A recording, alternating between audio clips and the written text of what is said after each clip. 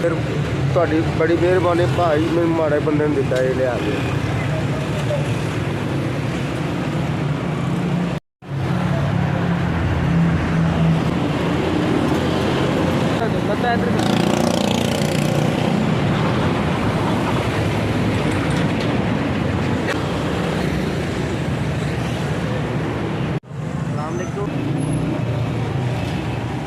भाई को मैंने रिक्वेस्ट करी है, मैं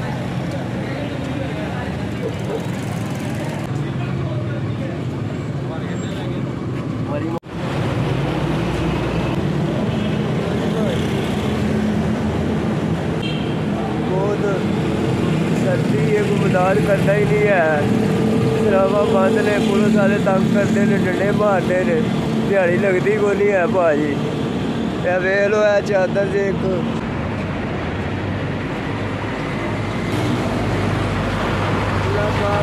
ज़्यादा दे तंदरुस्ती दे, तुम माड़िया बंदे की हालत करते हो। देखो कितनी ठंड है, कोहरा है, तीसरे दिन तो मर गए, बाहर चढ़े है, कोई हालात नहीं है पाकिस्तान से। मेहरबानी भाजी बहुत बहुत।